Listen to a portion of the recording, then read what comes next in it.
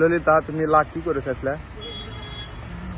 আমি একটু গ্রামের মেয়েদের মতো এখানে একটু নাক ফুটাতে চাইছিলাম। মনে করো নাক ফুটে নর্থ দ্বীপ গ্রামের মেয়েদের মতো শাড়িটার উপর একটু ছবি তুলবো। আচ্ছা বুঝছি, আমি বুঝতে পারছি। কিন্তু আচ্ছা তোমার কিন্তু মানে পরে গেছে আগে আমি কই মানে তুমি এই লাখ ফুল হয়ে দিল ভাই। ইন্ডিয়ান মোষ গুলো দেখছি নয় মোষের সামনে মেয়ে লাগাই এটা বালি লাগে দেয় ওরে লাগাবি। আচ্ছা তুমি কি মানে পুরনো যুগ সম্পর্কে জানো?